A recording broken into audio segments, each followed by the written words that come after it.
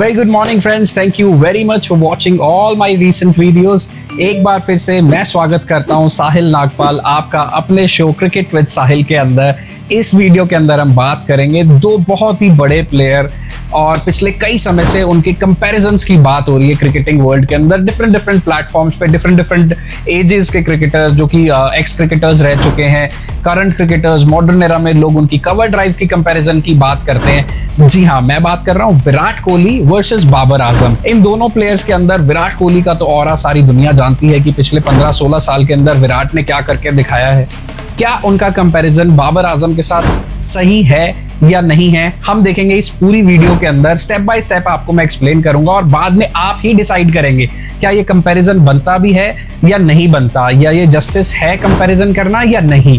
तो please stay tuned, आप पूरी वीडियो देखिए और आप खुद डिसाइड कीजिए। एक बार हम दोनों खिलाड़ियों के स्टैट्स पे नजर डाल लेते हैं। सबसे पहले बात करते हैं विराट कोहली की। विराट का डेब्यू होता है अंडर 19, उन्होंने वर्ल्ड कप जीता कुआलालंपुर में 2008 में। उसी साल उनकी अगस्त में भारत के लिए सिलेक्शन हो जाती है और उसके बाद इंटरनेशनल क्रिकेट जो है फिर वो एक हिस्ट्री बनती चली जाती है। आज 17 साल का विराट का करियर हो गया है। इसमें उन्होंने लगभग 27,000 रन का आंकड़ा छू लिया है। इससे ऊपर सिर्फ सचिन तेंदुलकर हैं, कुछ ही रन दूर हैं, कुछ ही हजार रन दूर। और जिस तरीके की स्पीड हमने पिछले कुछ वर्षों में विराट की देखी है तो ये ज्यादा दूर लगता नहीं है और अब ये संभव लगने लगा है कि वो चीज अचीव हो जाएगी। इन 27,000 रनों के अंदर विराट ने 80 शतक भी जो है हासिल कर लिए, 80 शतक भी बना चुके हैं वो। और टेस्ट मैच और वनडे और ओडीआई की अगर हम एवरेजेस की बात करें, उन्होंने टेस्ट मैच खेले हैं 113, 292 वनडे खेले हैं और 125 टी20 खेले हैं। और क्या ही फेरी टेल रही उनकी। और आखिरी में जो उन्होंने बारबाडोस के अंदर टी20 वर्ल्ड कप जीता, इस फॉर्मेट को अलविदा कहते हुए अब सिर्फ वो 2 फॉर्मेट खेलेंगे। एवरेजेस की बात करें, 49 की एवरेज जो है टेस्ट मैच में, लगभग 56 की एवरेज जो ओडीआई में, 48 की एवरेज शॉर्टर फॉर्मेट के अंदर। तो ये रहे आपके सामने विराट कोहली के स्टैट्स।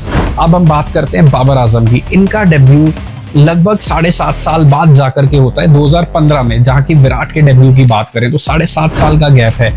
और इन्होंने अभी अपने करियर के अंदर 292 मैच खेले हैं, जितने सिर्फ विराट ने वनडे मैचेस खेले हुए हैं। और इनके जो रन हैं लगभग 13,500 रन हैं, जो कि विराट से ऑलमोस्ट हाफ स्टेज पे ही है और लगभग हाफ स्टेज पे ही मैं कहूंगा इसको है।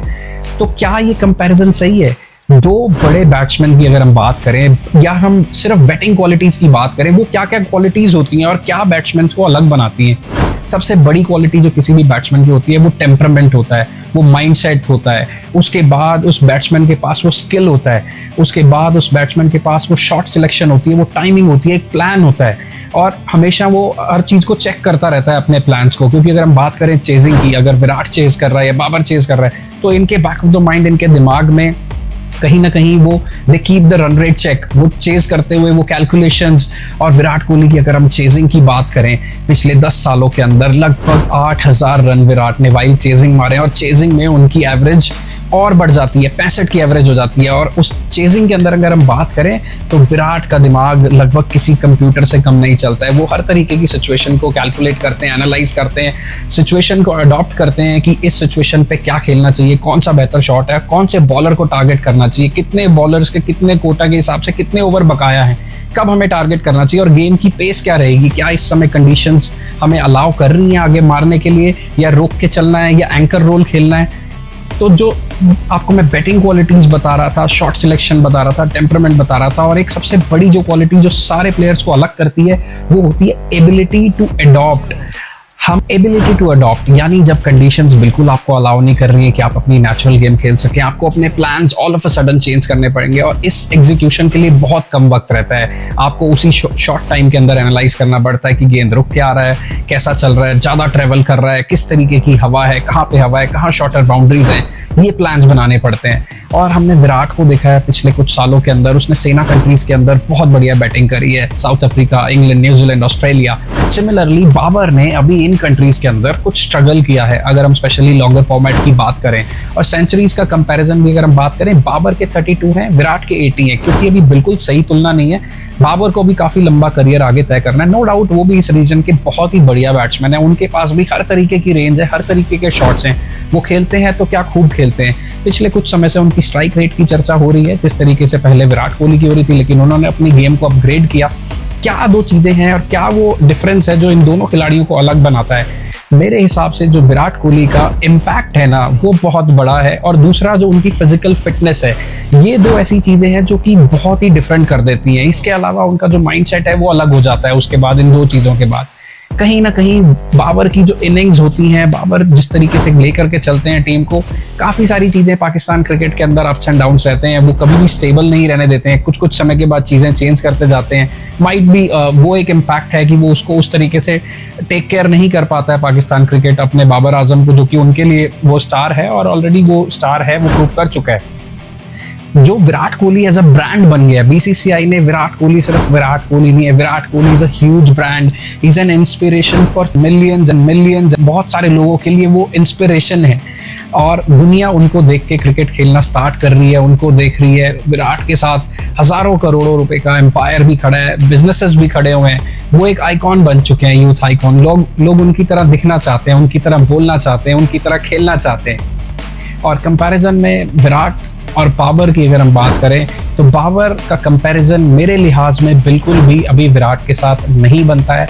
अगर वो करियर में आज से 6-7 साल के बाद अगर हम उनके स्टैट्स उठा करके देखें, फिर हम देखें कि अगर उनके जो रन्स हैं वो कितने इम्पैक्टफुल रहे हैं, उनसे पाकिस्तान कितने मैचेस जीती है, फिर हम कंपेयर करें कि विराट के रनों के साथ इंडिया कितने मैचेस जीता है, तभी जाकर के वो पता लग पाएगा कि कंपैरिजन बनता भी है नहीं। जैसे हमेशा सचिन की बात होती है विराट से, लेकिन विराट खुद ही कहते हैं कि मैंने उनको देख करके क्रिकेट खेलना शुरू करा है, वो मेरे भगवान है। जिस तरीके भारत में सचिन तेंदुलकर को भगवान का दर्जा देते हैं, स्पेशली जो क्रिकेट फैंस हैं, मैं हर किसी की बात नहीं करूंगा, जो क्रिकेट फैंस हैं वो उन्हें भगवान का दर्जा देते हैं। वो कहते हैं कि मेरा कंपैरिजन बिल्कुल भी नहीं सही है, क्योंकि उस समय क्रिकेटिंग रूल्स अलग थे, बॉलिंग टेक्निक्स अलग थी, बॉल एक मिलती थी, 34 ओवर के बाद बॉल रिप्लेस होती थी, बॉल अलग हरकत करती थी, बॉलर की क्वालिटीज अलग होती थी, अब बैट्समैन फ्रेंडली गेम होती चली गई है।